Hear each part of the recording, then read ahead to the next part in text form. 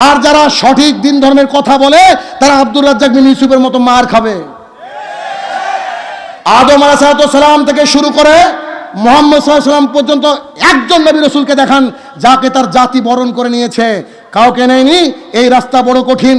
তাই তো লুকমান হাকিম ছেলেকে বলছে যে ইয়া বুনাইয়া, হে আমার কলিজার টুকরা, আকিমিস সালাত, তুমি সালাত কায়েম করো, আমরু বিল মারুফ, মানুষকে ভালো কাজের কথা বলো, অনহানিল মুনকার, মানুষকে বলো যে এইরকম বিবাহের দাওয়াত খাওয়া যাবে না। এই কথা যখন বলবেন, এরকম সাদা যাবে না, এই কথা যখন বলবেন, যৌতুক নেওয়া যাবে না, এই কথা যখন বলবেন, তখন লুকমান হাকিম ছেলেকে বলছে অসবির আলামা সাবাক, বেটা পিঠের চামড়া শক্ত করো, জাতি তোমার পিঠের চামড়া তুলে নেবে। জি, হক কথা বলা খুবই কঠিন, মানা তো আরো কঠিন। হয়তো ঝুলে ঝুলে ঠিক বলছেন, আল্লাহ জানে সকাল পর্যন্ত থাকবে তো, এ কথা থাকবে কিনা আল্লাহ ভালো জানে। এবার যেটা বলছিলাম, অলিমার দাওয়াত যেমন একটা ওইরকম ভাগাভাগি হয়, আর একটা অলিমার দাওয়াত যখন একটা ভ্যান চালক একটা রিক্সা চালককে দেওয়া হয়, বেচারা টেনশনে, কেন অলিমার দাওয়াত খেতে গেলে 500 টাকা লাগবে। কেন হোটেল খুলেছে নাকি? ও কি হোটেল খুলেছে নাকি? তো আগে বলতে পারতো যে এখানে খেতে আসলে 500 টাকার উপহার ছাড়া খাওয়া যাবে না। জি, মানুষকে একদিন খাওয়াবে, তারপরে আবার উপহার নিবে। এখন নাকি আবার টেবিলে বসে লিখে কে কোন জিনিস দিল, কে কোন জিনিস দিল। যখন আপনি অলিমার দাওয়াত করবেন, তাকে সরাসরি এই বাক্য বলতে হবে, জনাব আমাকে আল্লাহ সুবহানাহু ওয়া তাআলা ক্ষমতা দিয়েছেন, অতএব আজকে আমার বাড়িতে একটু আপনার দাওয়াত থাকলো, আমার বেটার বিয়ে দিয়ে এনেছি, গোটা পৃথিবীকে নিমন্ত্রণ করেছি, অসুবিধা নেই, আপনি যাবেন, খাওয়া দাওয়া করবেন, তারপরে চলে আসবেন। খবরদার কোনো রকমের কোনো হাদিয়া নিয়ে যাবেন না। হাদিয়া যদি দিতে হয় তো অন্য সময় দিবেন, বুঝেননি কথা আমার? হাদিয়া দিতে হলে অন্য সময় দিবেন। কিন্তু আমি কি হোটেল খুলে বসেছি নাকি যে আপনি প্রথমে ফিস জমা দিবেন তারপরে খেতে যাবেন? বিহায়া কোথাকার আপনি একদিন মানুষকে খাওয়াবেন মানে? জি, তো এই যে জাহালাত, এই যে মূর্খতা, এইগুলার কন্ট্রোলিং পাওয়ার হচ্ছে আমাদের হুজুর। জি, আমরা দিন ধর্ম বুঝি না। আপনারা নাম শুনেছেন Mohammad Ali, boxer, boxing champion. তিনি সমস্ত ধর্ম, বিভিন্ন ধর্ম পড়াশোনা করে তিনি ইসলাম ধর্ম গ্রহণ করেছেন।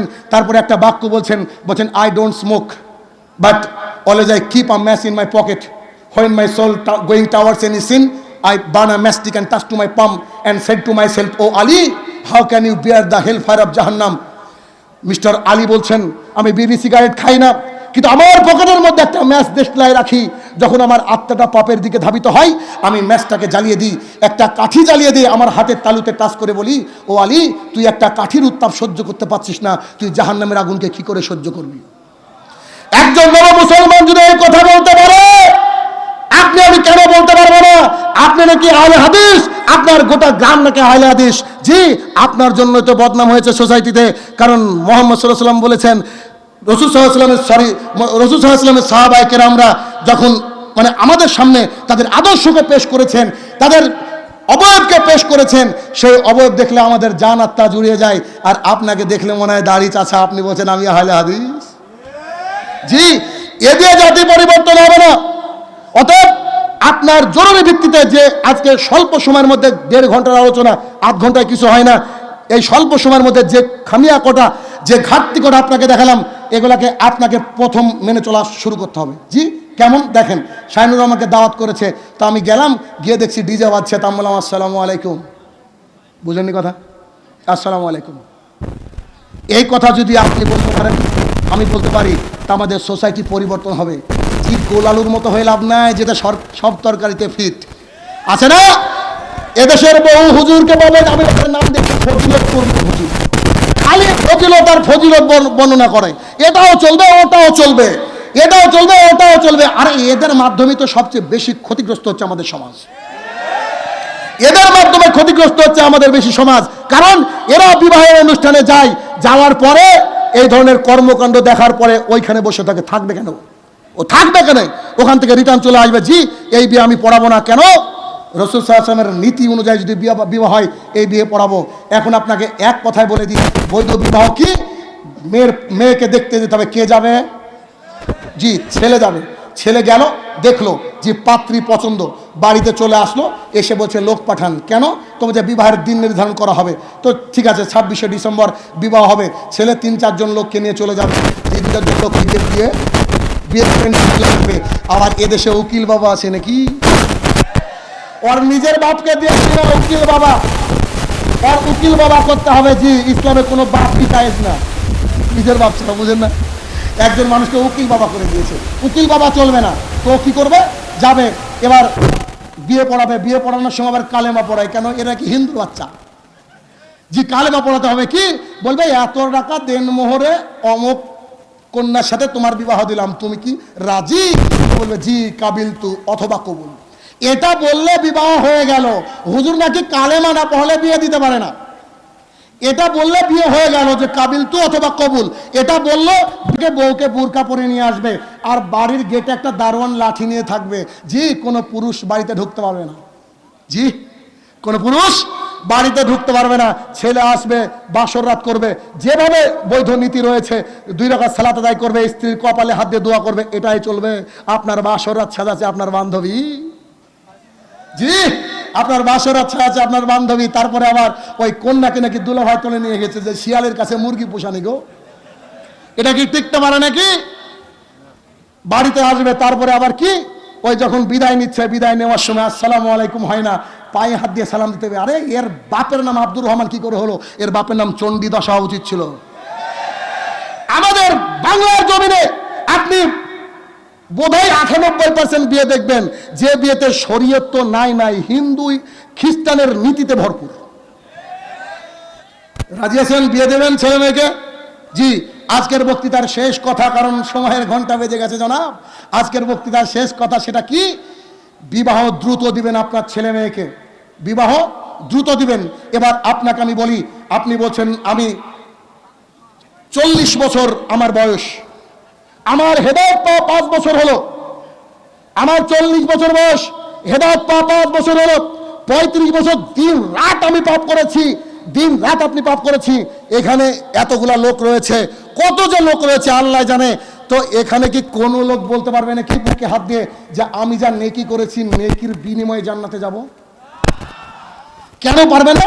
কারণ পৃথিবীর সবচেয়ে অন্যতম একজন ভালো মানুষ, মুহাম্মদ সাল্লাল্লাহু আলাইহি ওয়াসাল্লামের কাছের মানুষ, সবচেয়ে বেশি হাদিস বর্ণনাকারী আবু হুরায়রা রাদিয়াল্লাহু তাআলা আনহু মারা যাওয়ার সময় কান্নাকাটি করছেন।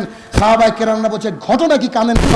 বলছে আমার কাছে যে পাপেও আছে, আমার কাছে যে আমল আছে, আমি আবু হুরায়রা পার হতে পারবো তো?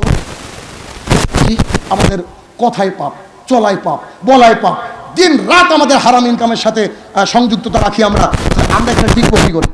টিকার রাস্তা আছে? জি আছে কি না টিকার রাস্তা?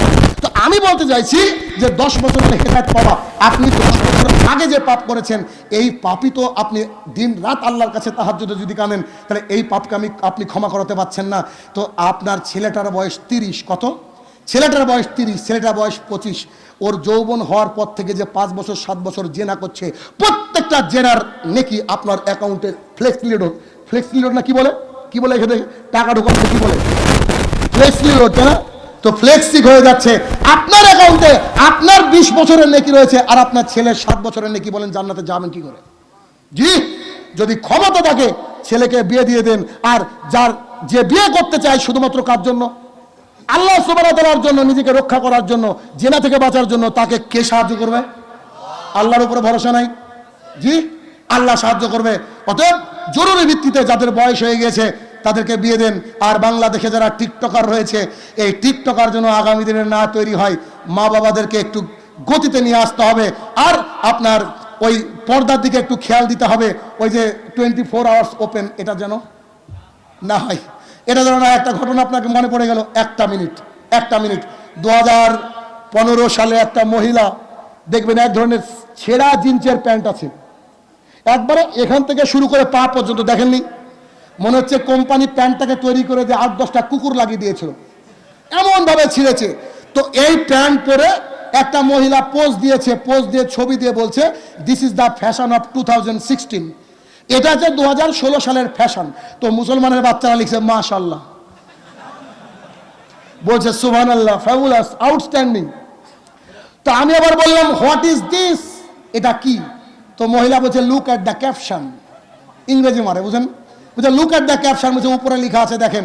এবার ভাবলাম যে না, এবার আমি ইংরেজিতে লিখবো না, বাংলায় লিখি, জানে সবাই বুঝতে পারে। যে তাহেরেরও যেন ডিস্টার্ব না হয় বুঝতে, ও যেন বুঝতে পারে। ও দায়িত্ব নিচ্ছে না, একটা মাহফিলে শুনলাম যে এই তোরা যাকে ভালোবাসিস আমাকে দিবি, তো হুজুরই তো খারাপ দেশে, মানুষ কি করবে? তো ও মহিলাকে আমি লিখলাম, ভালো করে শুনবেন এই কথাটাকে, পয়েন্ট টু বি নোটেড। ও মহিলাকে আমি লিখলাম, নগ্নতা যদি ফ্যাশন হয়, ধর্ষণ শারীরিক ব্যায়াম। জি, নগ্নতা যদি ফ্যাশন হয়, ধর্ষণ শারীরিক ব্যায়াম। বেটা ও ব্যায়াম করেছে, তোর কি? অতএব আল্লাহ সুবহানাহু ওয়া তাআলা আমাদের এই জাহালাত থেকে আমাদেরকে মুক্ত করুক, আল্লাহুম্মা আমিন। হে আমার প্রতিপালক, যত বাবারা, যত ভাইয়েরা, যত বোনেরা এখানে উপস্থিত থেকে এবং দেশ বিদেশে বিভিন্ন মিডিয়ার মাধ্যমে শুনলেন, সবাই যেন তাদের ছেলে মেয়েদের বিয়ে দেওয়ার সময় শরিয়া মোতাবেক বিয়ে প্রদান করার চেষ্টা করে এবং পূর্ণাঙ্গ চেষ্টা যেন করতে পারে, সেই হৃদয়, সেই মন মানসিকতা তুমি সৃষ্টি করে দাও, আল্লাহুম্মা আমিন। হে আমার প্রতিপালক, এদেশের মহিলারা বোরখা পরে, বোরখা তো না জাস্ট ফ্যাশন, তাদেরকে তাদের শরীরের অবয়ব বুঝে সঠিকভাবে হিজাব জিলবাব বোরকা পরার তৌফিক আদা করো, আল্লাহুম্মা আমিন।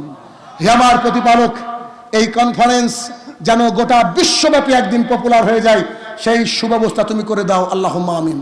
হে আমার প্রতিপালক, এই পৃথিবীর বুকে আজকে বিদাতের এত অত্যাচার, ভণ্ড পীর মাজারদের এত অত্যাচার, ভণ্ড পীর মাজার এবং এই বিদাতের সমূলে উৎপাদন হয়ে যাবে, তার প্রমাণ হচ্ছে সামনে থাকা শত শত ক্যামেরা।